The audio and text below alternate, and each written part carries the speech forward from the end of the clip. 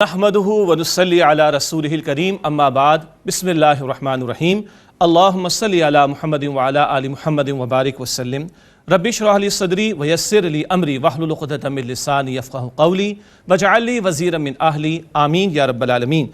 ناظرین کرام السلام علیکم ورحمۃ اللہ وبرکاتہ۔ سورۃ البقرہ کا کر رہے ہیں ہم مطالعہ، اور آج کا مطالعہ ہم شروع کریں اس وقت اس نشست میں سورۃ البقرہ کی آیت نمبر 63 سے۔ اعوذ باللہ من الشیطان الرجیم، بسم اللہ الرحمن الرحیم۔ وَإِذْ أَخَذْنَا مِيثَاقَكُمْ وَرَفَعْنَا فَوْقَكُمُ الطُّورَ، اور یاد کرو جب ہم نے تم سے اقرار لیا اور ہم نے تمہارے اوپر کوہ طور اٹھایا، ایک سائبان کی طرح ان کے اوپر کوہ طور کو اللہ نے معلق کر دیا۔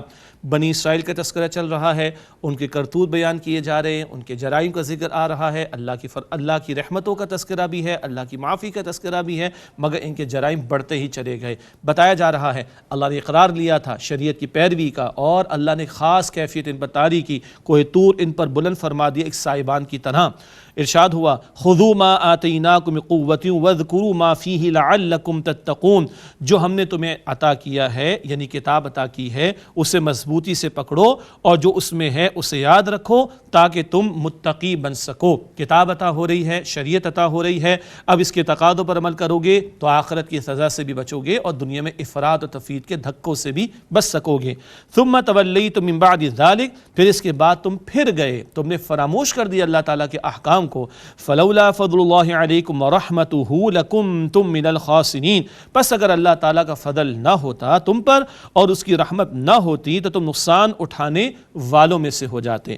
وَلَقَدْ عَلِمْتُمُ الَّذِينَ اعْتَدَوْا مِنْكُمْ فِي السَّبْتِ، اور یقیناً اللہ کے علم ہے اللہ تعالیٰ، و یقیناً تم جان چکے ہو ان لوگوں کو الَّذِينَ اعْتَدَوْا مِنْكُمْ فِي السَّبْتِ، جنہوں نے تم میں سے ہفتے کے دن کے بارے میں زیادتی کی۔ سبت ہفتے کا دن۔ فَقُلْنَا لَهُمْ كُونُوا قِرَادَةً خَاسِئِينَ، تب ہم نے ان سے کہا تم ذلیل بندر ہو جاؤ۔ اصحاب السبت ہفتے والوں کا واقعہ سورۃ الاعراف کے 21ویں رکوع میں پڑھیں گے، جنہوں نے بہانے بنائے، حیلے اختیار کیے اللہ تعالیٰ کے احکام کی پاسداری سے فرار اختیار کرنے کے لیے۔ سزا کیا دی گئی؟ ذلیل بندر ان کو بنا دیا گیا۔ استغفر اللہ، یہ سزا کے طور پر تھا جو سزا ان پر مسلط کی گئی۔ کن لوگوں پر؟ جنہوں نے شریعت کے ساتھ کھلواڑ کیا معاذ اللہ، اور شریعت کے احکام کی پیروی سے فرار اختیار کرنے کے لیے بہانوں کی روش انہوں نے اختیار کی۔ تفصیل الاعراف رکوع نمبر 21 میں انشاءاللہ۔ فَجَعَلْنَاهَا نَكَالًا لِمَا بَيْنَ يَدَيْهَا وَمَا خَلْفَهَا وَمَوْعِظَةً لِلْمُتَّقِينَ، پھر ہم نے اسے اس وقت کے موجود لوگوں کے لیے اور بعد میں آنے والوں کے لیے عبرت بنایا، اور متقین کے لیے نصیحت کا باعث۔ برے انجام سے عبرت حاصل کرو تو خیر کی طرف آ سکتے ہو، اصلاح کر سکتے ہو۔ متقین کے لیے نصیحت کا معاملہ، اور جو اڑنے والے ان کے لیے عبرت کا سامان کہ تم بھی اگر شریعت سے منہ پھیرو گے تو تمہارا انجام اسی طرح کا ہوگا۔ وَإِذْ قَالَ مُوسَىٰ لِقَوْمِهِ، اور یاد کرو جب موسیٰ علیہ السلام نے اپنی قوم سے کہا إِنَّ اللَّهَ يَأْمُرُكُمْ أَن تَذْبَحُوا بَقَرَةً، بے شک اللہ سبحانہ وتعالیٰ تمہیں حکم دیتا ہے کہ تم ایک گائے ذبح کرو۔ بقرہ کا لفظ آیا، سورت کا نام کیا ہے جی؟ البقرہ، مگر ایک واقعہ بس یہاں بیان ہوا، یہ نہیں کہ پوری سورت گائے کے بارے میں ہے۔ موسیٰ علیہ السلام کا دور ہے، پس منظر میں گائے کا تقدس تھا جو بنی اسرائیل کے دل و دماغ میں بیٹھ گیا تھا، اور وہ شرک میں بھی مبتلا ہو گئے تھے، تو اللہ تعالیٰ دلوں سے تقدس نکالنا چاہ رہا ہے گائے کے تعلق سے۔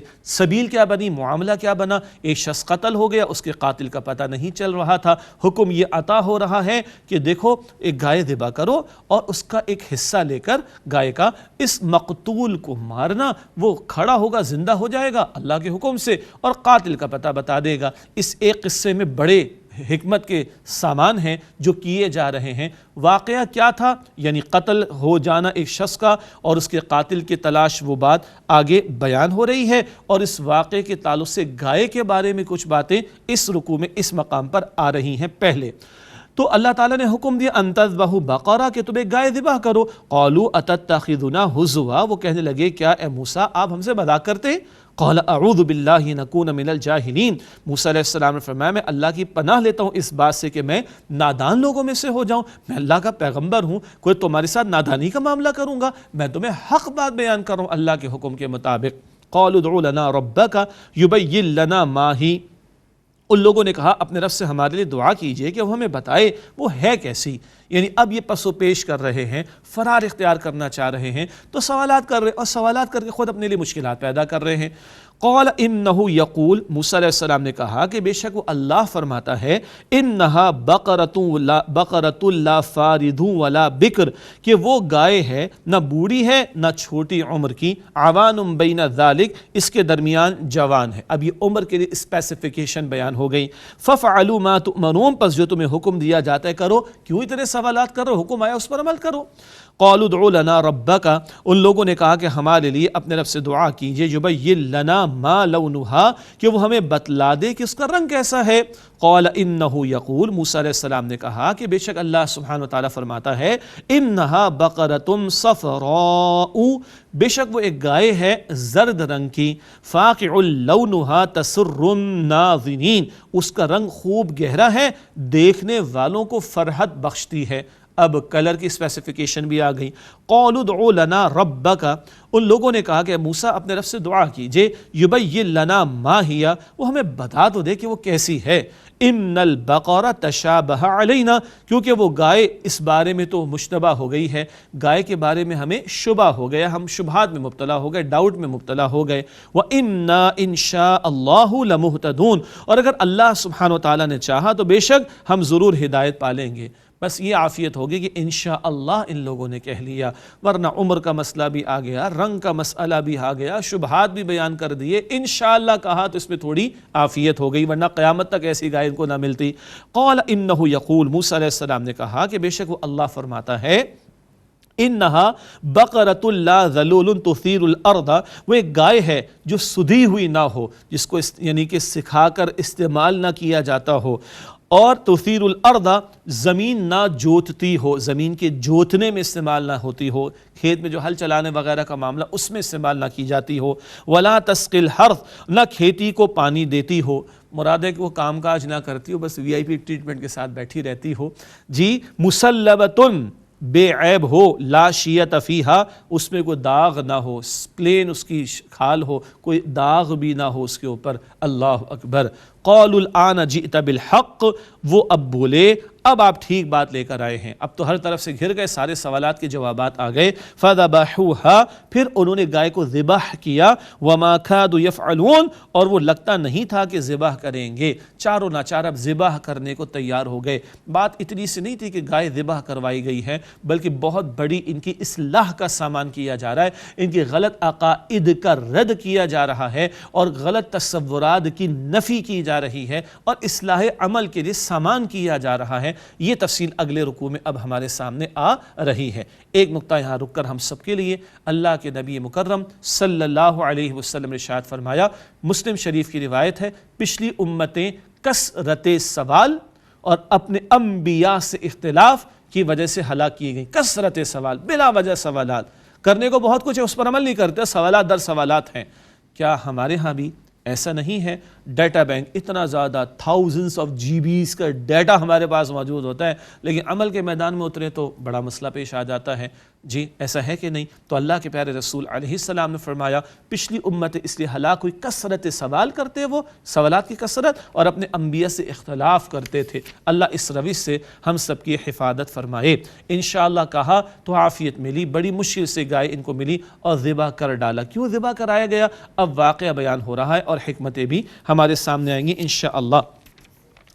وَإِذْ قَتَلْتُمْ نَفْسًا فَادَّارَأْتُمْ فِيهَا، اور یاد کرو جو تم نے شخص کو قتل کر دیا تھا، پھر تم اس کے بارے میں جھگڑا کرنے لگے. وَاللَّهُ مُخْرِجٌ مَا كُنْتُمْ تَكْتُمُونَ، اور اللہ تعالیٰ ظاہر فرمانے والا تھا وہ جو تم چھپاتے تھے. ایک قتل ہو گیا شخص، پتہ نہیں چل رہا قاتل کا، تو اب کیا کیا جائے؟ اللہ تعالیٰ نے تدبیر سجھا دی. فَقُلْنَا اضْرِبُوهُ بِبَعْضِهَا، پھر ہم نے کہا کہ تم اس مقتول کو گائے کا ایک ٹکڑا مارو. گائے ذبح کر دی، اب اس کا گوشت لو، ایک ٹکڑا اس مقتول کو مارو.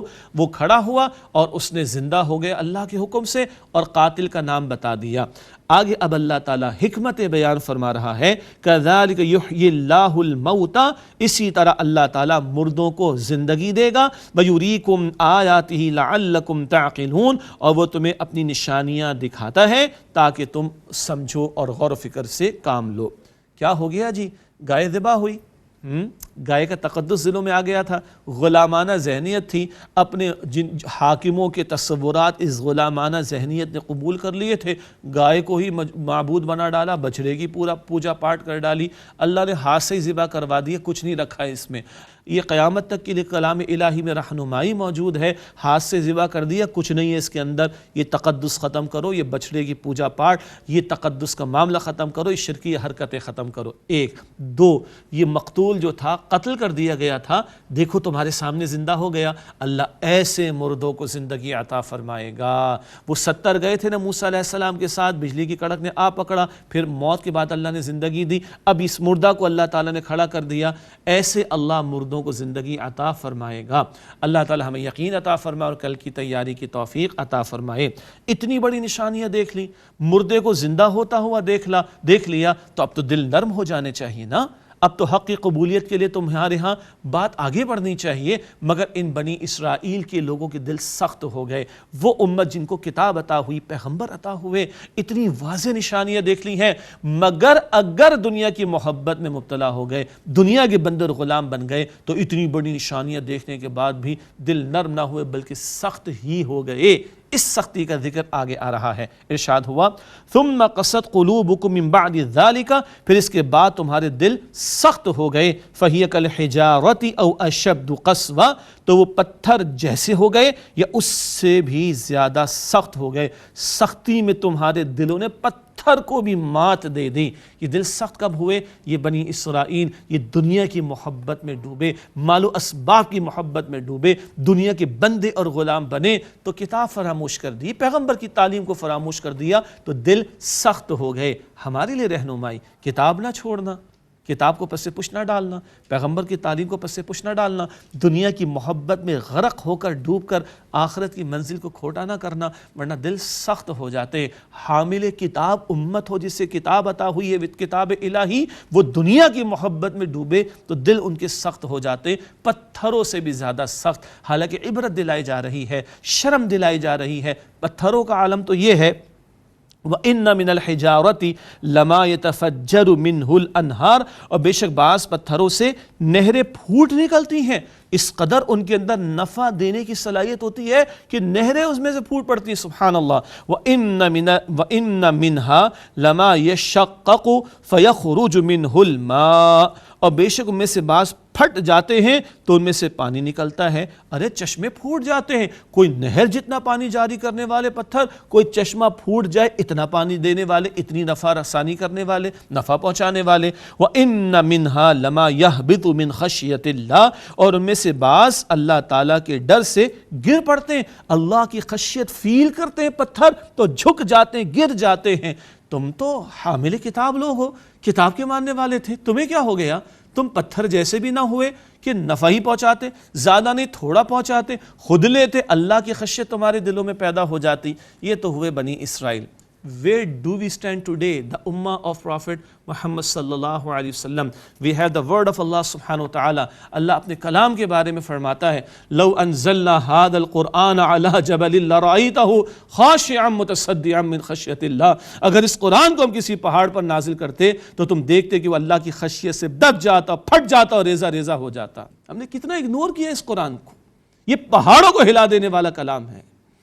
ہمارے دلوں پر اثر ہوتا ہے، خشیت الہی پیدا ہو رہی، کوئی خوف الہی پیدا ہوتا ہے، کوئی ہم دوسروں کو بھی نفع پہنچانے والے بنیں گے، اس قرآن کی دعوت کو لے کر اٹھیں گے، اس کو سیکھنا، سمجھنا، عمل کرنا، دوسروں تک پہنچانا۔ کتنے پیارے الفاظ اللہ کے رسول علیہ السلام کے، خیرکم من تعلم القرآن وعلمہ، بخاری شریف کی حدیث ہے، بڑی پیاری بشارت، تم میں سے بہترین لوگ وہ ہیں جو قرآن کریم سیکھیں اور دوسروں کو سکھائیں۔ آئیے دل سے دعا کریں، ہم بھی دعا کریں گے آخر میں انشاءاللہ، ابھی دل میں دعا کریں، مالک میری کوتاہیوں کو بخش دے، میں نے تیرے کلام کو بند رکھا، میں نے تیرے کلام کو چھوڑ دیا، تیرے کلام کو پس پش ڈال دیا، سال گزر گیا میں نے کھولا ہی نہیں، مالک اب کھولا ہے تو کھلا رہنے کی اور رکھنے کی توفیق عطا فرما دے، سمجھنے کی توفیق عطا فرما دے۔ یا اللہ تو کہتا ہے کہ تیرا کلام پہاڑوں کو ہلا دے، میرے دل کو اللہ اس کے نور سے منور کر دے، ایمان کے نور سے منور کر دے، میرے دل میں اللہ تیری خشیت پیدا ہو جائے، تیری کتاب کے لیے ذوق و شوق پیدا ہو جائے، میں رات قرآن کے ساتھ بسر کرنے والا ہو جاؤں، میں قرآن کا پڑھنے والا، سمجھنے والا، سیکھنے والا، عمل کرنے والا، سکھانے والا،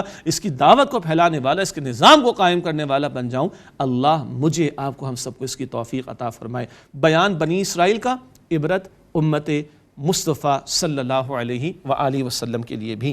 وَمَا اللَّهُ بِغَافِلٍ عَمَّا تَعْمَلُونَ، اور اے لوگو جو تم کچھ کرتے ہو اس سے اللہ تعالیٰ بے خبر نہیں ہے۔ اللہ نوز ایچ اینڈ ایوری تھنگ، اللہ سب کچھ جانتا ہے، دلوں کے حال کو بھی جانتا ہے، ظاہر کے احوال کو بھی جانتا ہے۔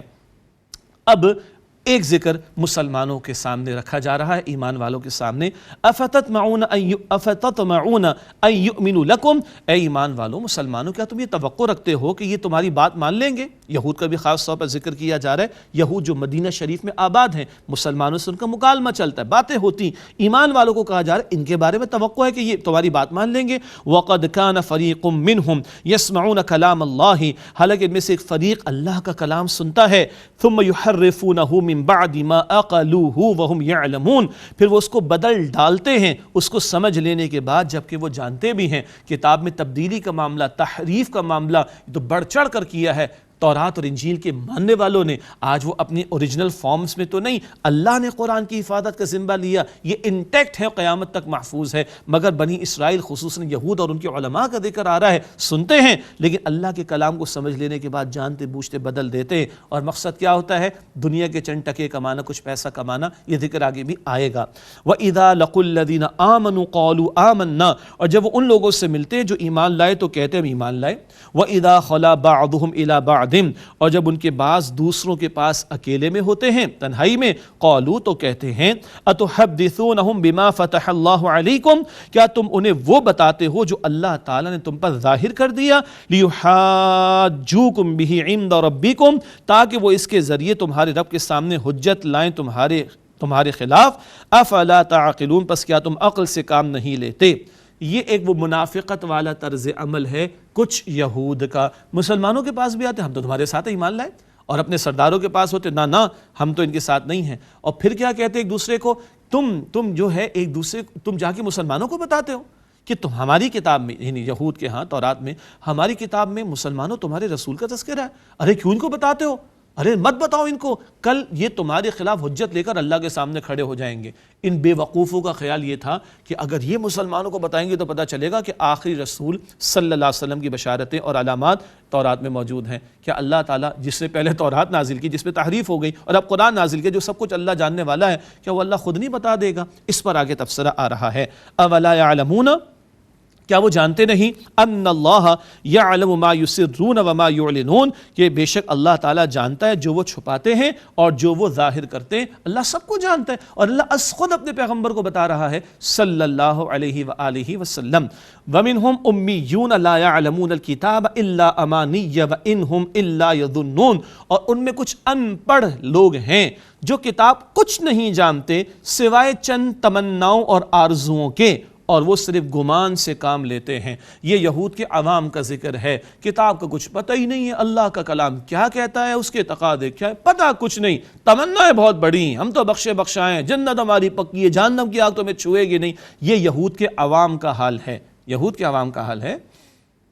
امت کے عوام کا بھی غور کر لیا جائے، کتنا قرآن کو پڑھا، تمام مکاتب فکر کے علماء سے مختلف مواقع پر گفتگو ہوئی، سب کا اتفاق ہے 99% لوگ ہیں ہم مسلمانوں کے جنہوں نے آج تک قرآن حکیم کا ترجمہ زندگی میں ایک مرتبہ بھی مکمل نہیں پڑھا۔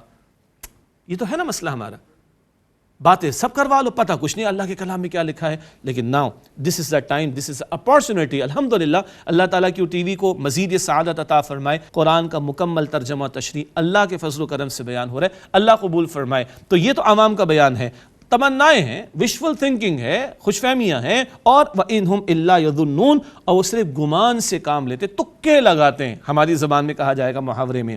اب ذکر آ رہا ہے ان کے علماء کا جو کتاب بدلتے تھے، اپنے ہاتھ سے لکھتے تھے، من چاہی باتیں لوگوں کو بتاتے تھے، پیسے بٹور کر ان کی خواہش کے مطابق بتاتے، ہاں یہ تو اللہ کے کلام میں، جبکہ جھوٹ بولتے اور لکھتے تھے، معاذ اللہ۔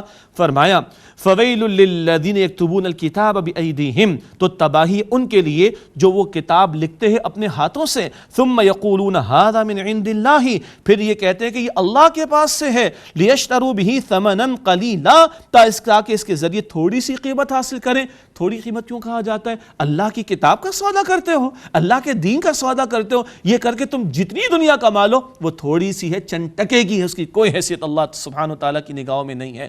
یہ یہود کے علماء کا تذکرہ اور یہود و نصارہ کے بڑے بڑے اہل علم جو ہر سال revise standard version of the Bible present کرتے، جناب ہر سال ہم ریوائز کرتے ہیں اللہ کے کلام کو، انا للہ و انا الیہ راجعون، کمائی کرتے، دھندا بنا رکھا ہے اللہ کی کتاب میں تبدیلیاں کر کے، معاذ اللہ۔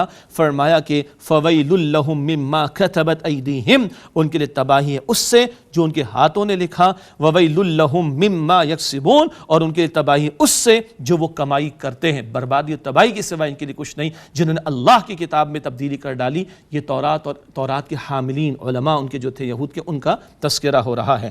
اب ان کی وشفل تھنک کی خوش فہمیاں کیا تھیں؟ وَقَالُوا لَن تَمَسَّنَا النَّارُ إِلَّا أَيَّامًا مَّعْدُودًا، اور انہوں نے کہا کہ ہمیں ہرگز نہیں چھوئے گی آگ مگر گنتی کے چند دن۔ اللہ اکبر، کہتے ہاں چلو کچھ لوگوں نے بچھڑے کی پوجا پاٹ کی تھی تو چند دن کے لیے جہنم کی آگ میں ڈالے جائیں گے، اس کے بعد ہم تو بخشے بخشائے ہیں۔ یہ یہود کی اکثریت کی وشفل تھنکنگ تھی۔ ہم بھی غور کر لیں، جہنم سے اللہ ہم سب کی حفاظت فرمائے، جنت الفردوس اللہ ہم سب کو عطا فرمائے، مگر کچھ لوگوں کا یہ بھی تو ہم نے سنا ہے نا، خیال ہے ہاں بھگت لیں گے اپنی سزا کو پھر ہم جنت میں ڈال دیے جائیں گے۔ How dare they say this? Do we have the capacity? ایک ماچس کی تیلی بھی اپنی انگلی پر ہم برداشت نہیں کر سکتے، اللہ کی جہنم جو اس نے بھڑکائی آگ، استغفر اللہ، اس کے لیے لوگ کہتے ہیں ہاں اپنی سزا بھگت کے نکال دیے جائیں گے۔ اللہم اجرنا من النار، اللہ ہم سب کو آگ کے عذاب سے بچائے اور اس وشفل تھنکنگ سے بچائے۔ نیک عمل، ایمان اور نیک عمل، ان محنتوں میں اللہ میں اور آگے بڑھا کر پہلے ہی مرحلے میں جنت الفردوس عطا فرمائے۔ ان کے لیے تبصرہ، قل اتخذتم عند اللہ عہدا، آپ فرما دیجئے نبی صلی اللہ علیہ وآلہ وسلم، کیا تم نے اللہ تعالیٰ کے پاس سے کوئی وعدہ لیا ہے؟ فَلَن يُخْلِفَ اللَّهُ عَهْدَهُ، کہ اللہ تعالیٰ ہرگز اپنے وعدے کے خلاف نہیں کرے گا۔ کوئی سرٹیفیکیشن تو بھی مل چکی ہے، کیسی باتیں کرتے ہو تم؟ ام تقولون علی اللہ ما لا تعلمون، کیا تم اللہ تعالیٰ کے بارے میں وہ بات کہتے ہو جو تم جانتے نہیں ہو؟ تم نے خود سے فیصلے کرنا شروع کر دیے جنت و جہنم کے بارے میں۔ استغفر اللہ۔ اب اللہ تعالیٰ ایک یونیورسل ٹروتھ ہمیں عطا کر رہا ہے، ایک اصولی سچائی کی بات عطا ہو رہی ہے۔ بلا کیوں نہیں، من کسب سیئۃ، جس نے کوئی بڑی برائی کمائی، وَأَحَاطَتْ بِهِ خَطِيئَتُهُ، اور اس کی خطاؤں نے اس کو گھیر لیا، فَأُولَئِكَ أَصْحَابُ النَّارِ، پس یہی لوگ آگ والے ہیں۔ اللہم اجرنا من النار، اے اللہ ہم سب کو آگ کے عذاب سے محفوظ فرما۔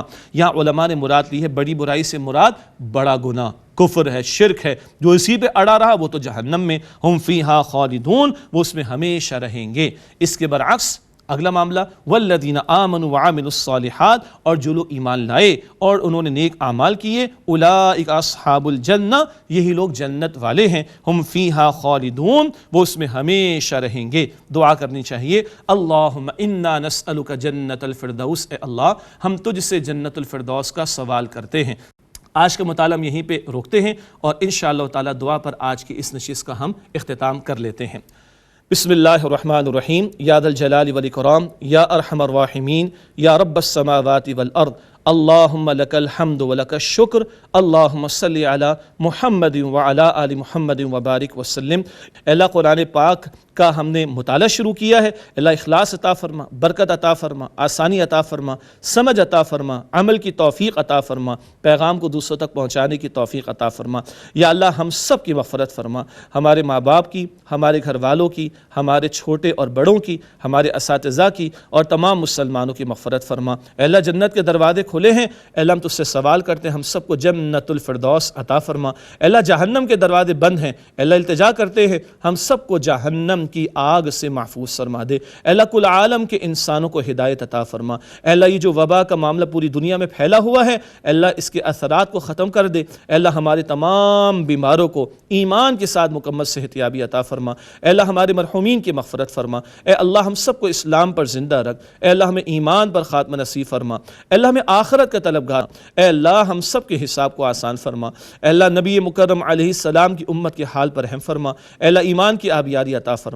اے اللہ ایمان کی آبیاری عطا فرما۔ اے اللہ جہنم سے بچا۔ اے اللہ جنت الفردوس عطا فرما۔ اے اللہ روز قیامت نبی مکرم علیہ السلام کی شفاعت نصیب فرما۔ اے اللہ اپنا دیدار عطا فرما۔ اے اللہ ہم سب سے راضی ہو جا۔ اے اللہ ہم سب سے راضی ہو جا۔